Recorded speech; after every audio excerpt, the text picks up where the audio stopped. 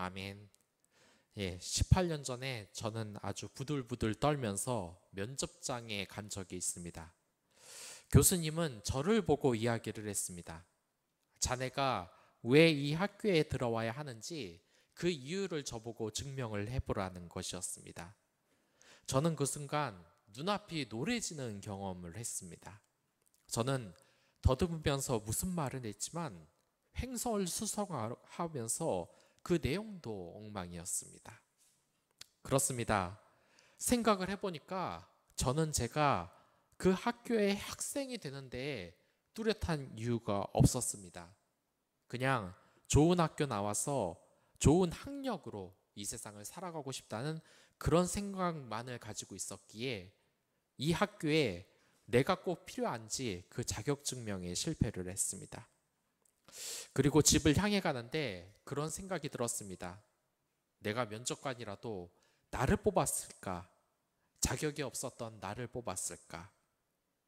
우리는 이렇게 살아가면서 증명을 해야 될 때가 있습니다. 회사에 들어갈 때는 그만큼 자격이 있는지 면접관의 시험을 통과해야 합니다. 좋은 성적을 받아야 하며 세일즈맨이 되기 위해서는 아주 당당함을 보여줘야 합니다. 그리고 면접 시험에서는 실제로 운전할 만한 실력을 증명을 해야만 합격을 할 수 있습니다. 또한 인류대학에 갔을 때에는 확실한 지식이 있다는 것을 증명해야만 갈 수 있는 것입니다. 또한 이 사랑을 얻기 위해서는 어떻게 해야 되겠습니까? 당신과 사랑을 할 자격이 있다는 것을 증명해야 되지 않겠습니까? 이 하나님은 우리를 혼자 생활하도록 놔두시지 않으셨고 배우자를 만나 결혼하도록 하셨습니다. 또한 이 공동체 사람들이 서로 사랑의 공동체를 이루는 것으로 하나님은 이야기를 했습니다. 그러면 우리는 한 가지 생각해 봐야 합니다. 내가 이 사람에게 필요한 사람인지, 내가 이 공동체에서 정말 성도로서 또한 직분자로서 자격이 있는 자인지를 우리가 증명할 필요가 있다는 것입니다. 여러분들은 이 살아가면서 여러 가지를 정말 증명해야 될 것입니다. 그리고 우리를 시험하는 대상을 위해서 우리는 그 시험을 반드시 통과해야 되는 것입니다. 그런데 이러한 교회의 증명 방법과 세상의 증명 방법은 다른 것 같습니다. 똑같이 좋은 사람의 이 증거를 내놔야 하지만 나 자신이 정말 합당한 사람인지를 신경 쓰는 사람이 이 교회 내에서도 많지 않습니다. 오히려 이 세상의 자격 증명을 위하여 우리는 얼마나 많은 노력을 합니까? 이 성공을 위해서는 어쩔 수 없다. 이 스펙을 쌓아야 한다. 여러분들은 한 가지를 선택해야 될 겁니다. 이 세상을 살아가면서 이 세상에게 나의 능력을 증명할 것인가? 아니면 하나님의 백성으로서 그 백성으로서의 자격을 증명하기 위해 우리가 살아갈 것인지 말입니다. 이 당시 예루살렘 교회의 목사님과 같았던 이 야고보는 교회 성도들에게 하나님 나라의 백성다운 면모를 증명하라고 지금 이야기를 하고 있습니다. 야고보가 보기에는 이 교회 성도들의 믿음과 신앙이 문제가 너무 많았던 겁니다. 신앙 공동체는 믿음이 있는 사람이 성도의 자격이 있어야 합니다. 하지만 이 믿음이라는 것이 워낙에 추상적이다 보니 이 오해하는 성도가 많았던 겁니다. 저는 한 청년이 세례를 받겠다고 해서 세례 교육을 시킨 적이 있습니다. 그때 교회에서 시킨 일이었기 때문에 부목사의 직급을 가지고 있던 저는 어쩔 수 없이 시키는 대로 할 수밖에 없었습니다. 그러나 사실 이 청년에게 세례 교육을 시키는 걸 저는 반대하고 있었습니다. 이 청년을 가르치면서도 수도 없이 세례를 정말 줘야 하는지 고민이 되는 겁니다. 왜냐하면 이 청년의 믿음이 의심스럽기 때문입니다. 저는 이 청년이 세례를 받으면 안 된다고 생각을 했습니다. 이 교회에도 이 청년이 예배에 잘 나오지를 않는데 세례를 주는 것이 맞냐고 이 의견을 낸 적도 있었습니다. 여러분이 보기에는 제가 너무 고리타분하고 융통성이 없는 사람이라고 생각이 되십니까? 최근 한 청년이 1급 공무원이 된 사건이 있었습니다.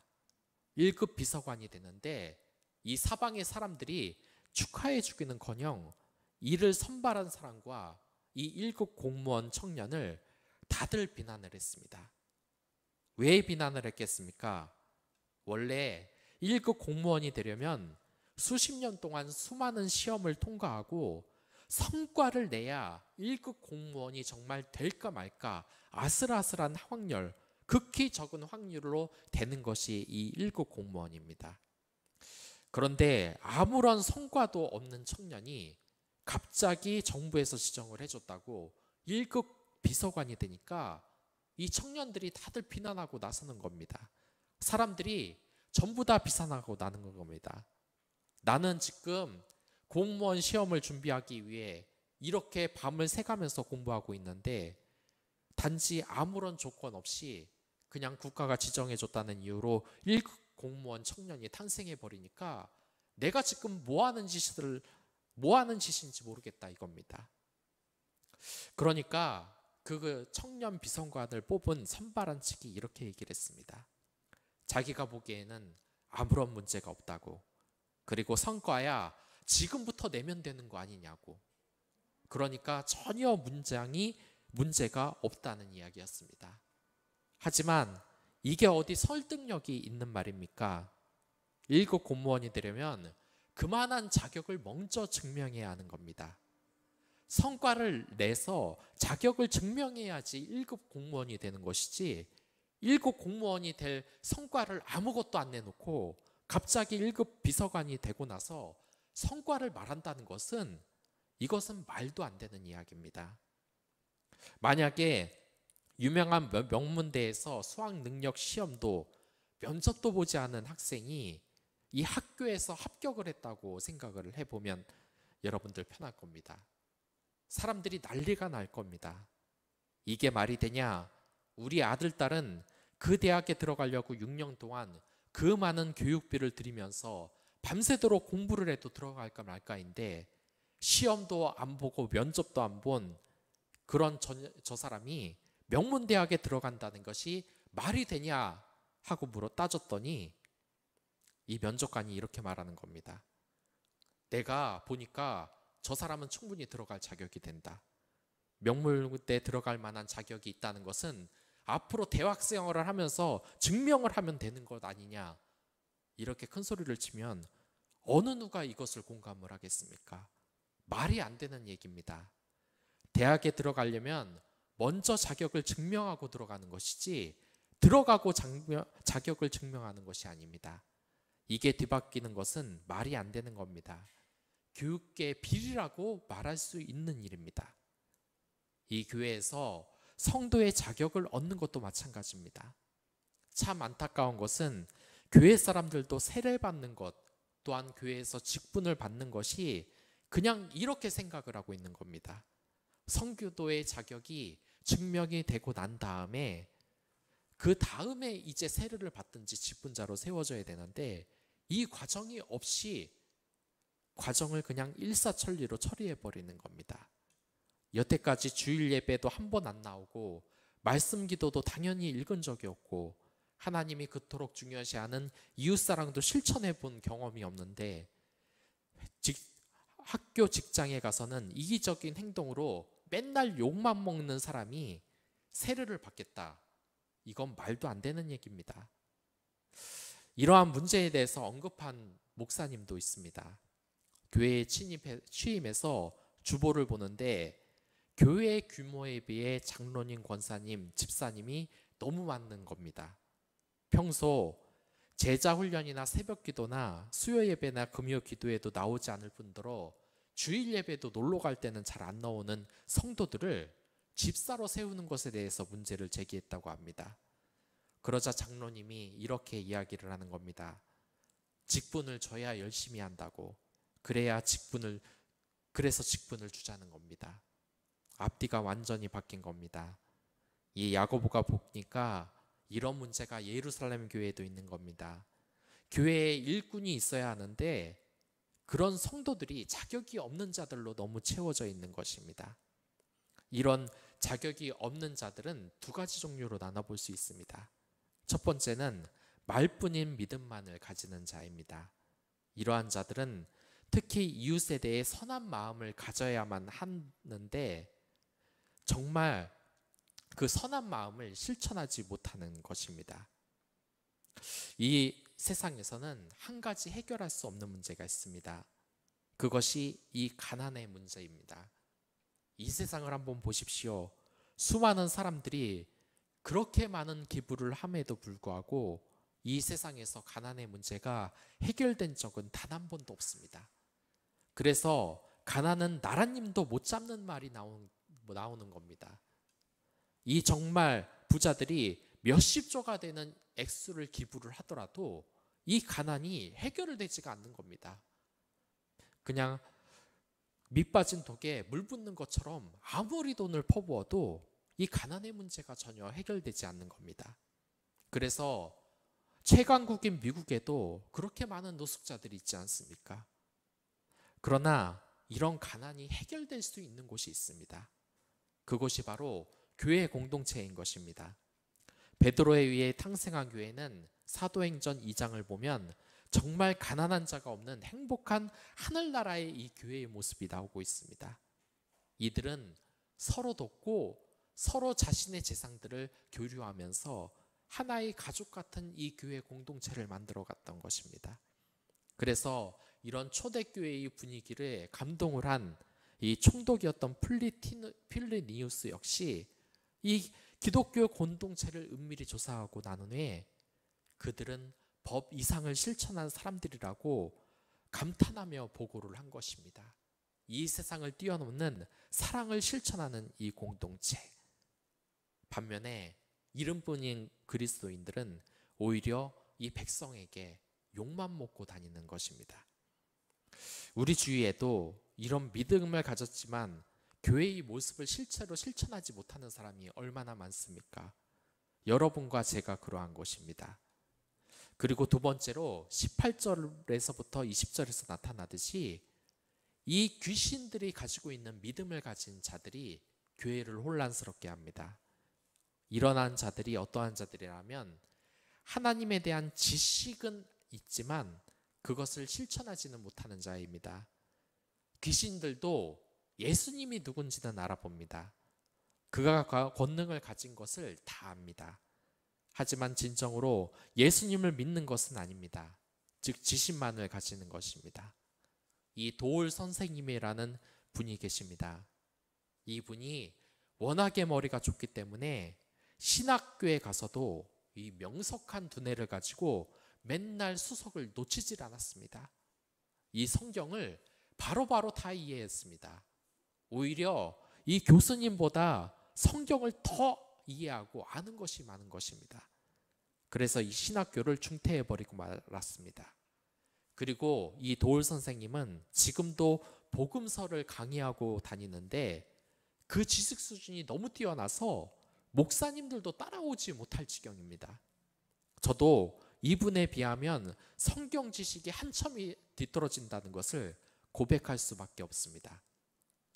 하지만 그럼에도 불구하고 이분은 하나님을 제대로 믿는 것이 아닙니다.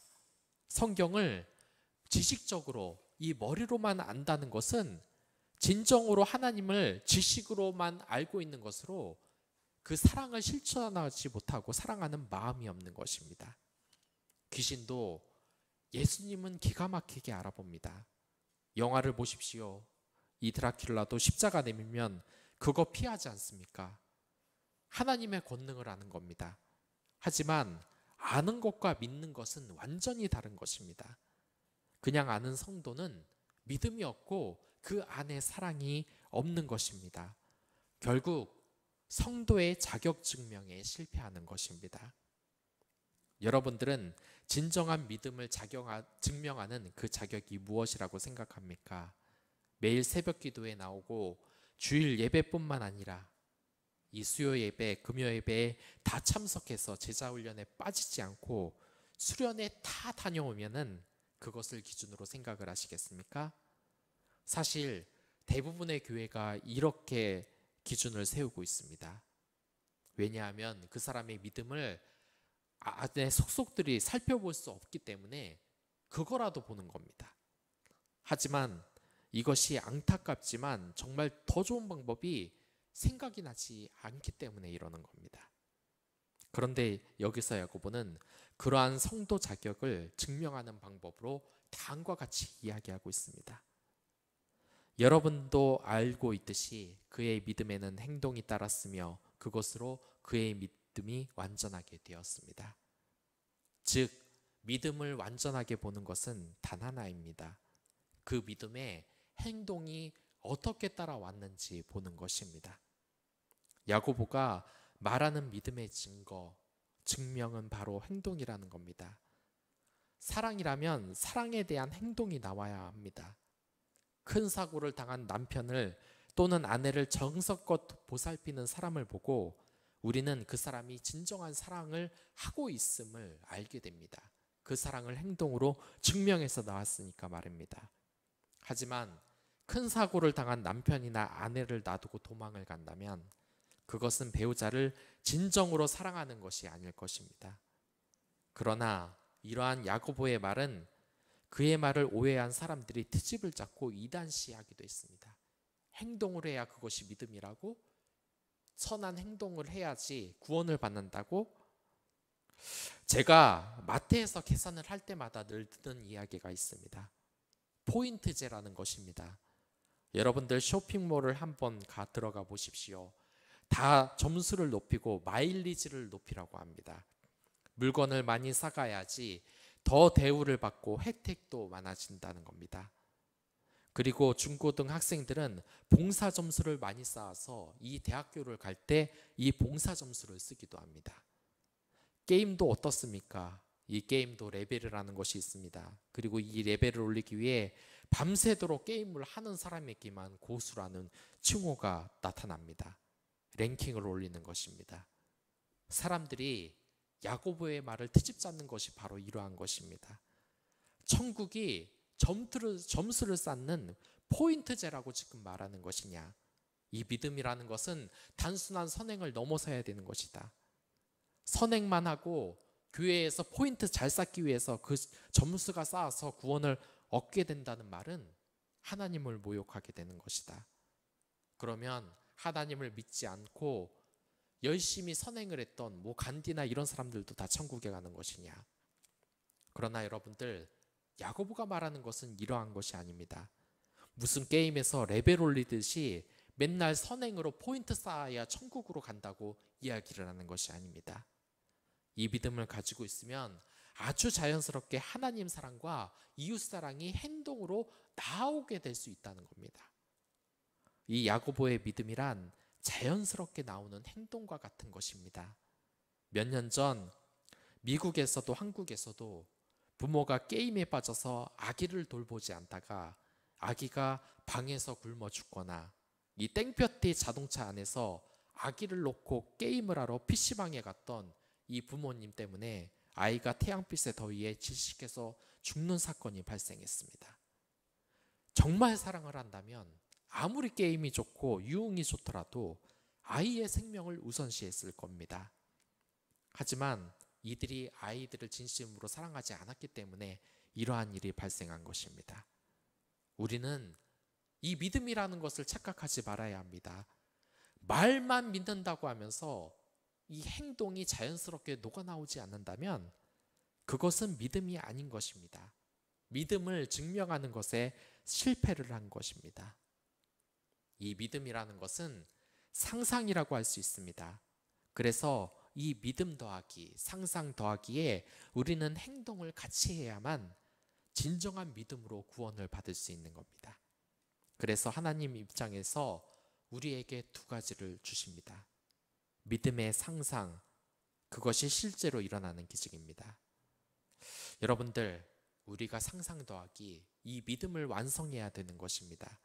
그래야지 우리 하나님께서는 이 상상에서 플러스 은혜를 더하여 주시는 분인 겁니다. 생각을 해보십시오. 여러분들, 정말 믿음만 있으면 됩니까? 이 세상에 믿음만 있고 이것이 믿음이 일어나는 하나님의 그 더하기 은혜가 없다면 우리는 어떻게 이 세상을 살아갈 수 있겠습니까? 저는 얼마 전에 한 권사님의 간증을 들은 적이 있습니다. 이분이 암에 걸렸습니다. 또한 사업적으로도 망해서 수십억의 빚을 지었습니다.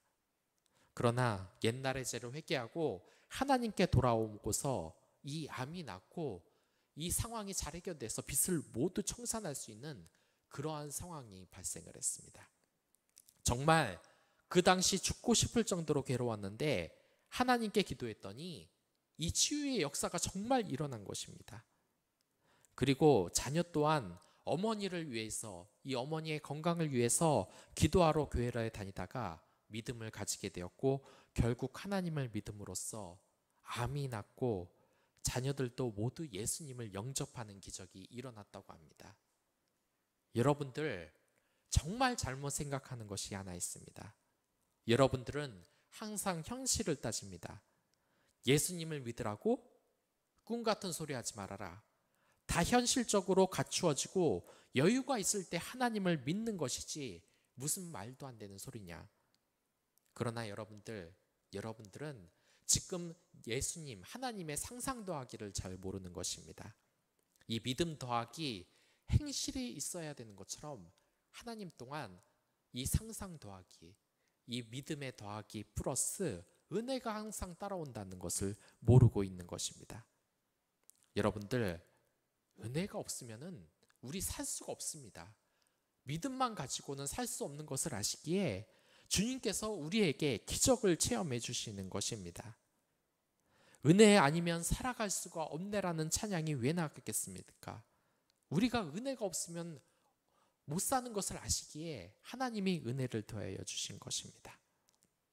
그래서 예수님께서는 우리가 이 믿음만을 강조하지 않으시고 이 땅에 오셔서 수많은 기적을 일으키셨습니다. 오병이어의 기적을 일으키셔서 이 은혜가 이 세상에 실존하는 것을 말해주고 있습니다. 여러분들, 이 믿음 더하기, 상상 더하기, 은혜, 행실을 위해서는 여러분들이 반드시 해야 할 두 가지 일이 있습니다. 그것은 인생에 있어서 여러분들이 더할 것이 하나 있고 뺄 것이 하나 있다는 겁니다.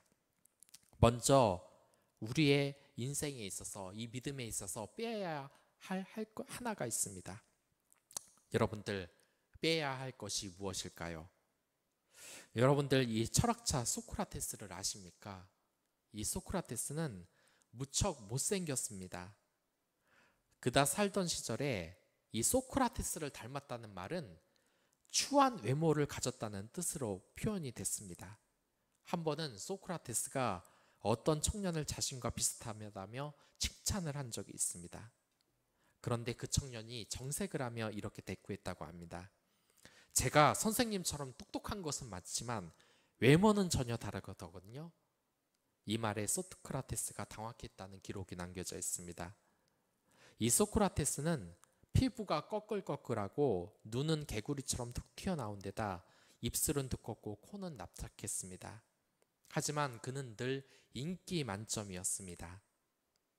아테네 최고의 미남들과 귀족 청년들, 그 사람들이 이 소크라테스를 한번 보고 싶어서 난리였습니다. 왜 이들이 소크라테스에게 이렇게 매력을 느꼈을까요? 사람들은 예쁘고 잘생긴 사람들을 선망합니다. 하지만 그들을 좋아하지는 않습니다. 왜냐? 질투가 납니다. 이들을 보고 뒤돌아서 욕을 하는 경우가 적지 않습니다. 훈남 훈녀 앞에 있으면 내 자신이 초라하게 느껴집니다. 하지만 평범하거나 못생기거나 실수가 잦은 사람들이 있다면 어떨까요? 부담이 훨씬 덜해지는 겁니다. 그들의 성격이 밝고 경광한 경우에는 친근감까지 듭니다. 소크라테스 같은 경우가 그런 것이죠. 여러분들, 우리는 이러한 소크라테스 같은 사람이 되어야 하는 것입니다. 기독교인으로서 여러분들 인생에서 지금 무엇을 플러스 하려고 노력하고 있습니까? 좀 더 나은 외모, 좀 더 나은 스펙, 좀 더 나은 훈남, 훈녀가 되기 위해서 외모를 가꾸고 열심히 노력하고 있지 않습니까? 하지만 여러분들, 우리의 인생을 살면서 가장 중요한 것은 이 외적으로 보여주는 스펙과 능력, 재산이 아닌 겁니다. 그런 것이 많아질수록 여러분들은 점점 더 이 세상 사람들이 가까이 하지 못하며 질투의 대상이 되는 것입니다. 오히려 여러분들이 지금 그러한 약점을 가지고 있다면 그것을 과감히 빼십시오. 이 소크라테스처럼 과감히 거칠애를 빼어버리고 사람들에게 다가가십시오. 그것이 우리의 인생에서 마이너스 해야 될 것입니다. 여러분들, 이 소크라테스는 외모는 못생겼을지 몰라도 항상 사람들에게 인기가 많았습니다. 또한 밤새 춤추고 놀아도 다음날에 쌩쌩이 다닐 정도로 마음이 항상 건강했습니다. 심지어 70의 사약을 마시고도 죽지가 않아서 당황한 간수가 도끼가 퍼지도록 감옥 안을 천천히 걸으라고 충고를 할 정도였습니다. 우리는 이 인생에서 얼마나 건강하게 살고 있습니까? 탄탄한 근육과 멋진 몸매와 그리고 화려한 스펙, 많은 재산을 가지고 사람들 앞에 당당히 서려고 노력을 하겠습니까? 하지만 그런 것을 가지려고 할수록 여러분들은 이웃에게 점점 더 멀어질 수 있습니다. 여러분들이 못생겼고 스펙이 없습니까? 그렇다면은 그것을 가지고 이 소크라테스처럼 다가가 보시기 바랍니다. 인생에서 그 거칠애를 과감히 마이너스 빼기를 하고서 사람들에게 다가가시기 바랍니다. 더욱더 이 사람들에게 친숙하게 다가갈 수 있는 것입니다. 여러분 주위를 한번 보십시오. 이 주위에 인기 있는 연예인, 최고의 연예인을 한번 보십시오. 그들의 외모가 화려합니까? 오히려 못생겼어도 다른 사람의 이야기를 들어주지 않습니까? 오프라 윈프리도 뚱뚱한 아줌마라고 말하는 사람까지 있습니다만 그의 그 말, 사람을 배려하는 그 따뜻한 마음에 톰 크루즈라는 영화 배우도 자신도 모르게 소파에 올라가서 방방 뛰기도 했습니까? 얼마나 창피한 일이겠습니까? 톱스타가 소파에서 방방 뜨다니. 하지만 그만큼 마음을 열었다는 겁니다. 이 사람의 진심이 전해졌기 때문에 그러한 겁니다. 생각하십시오.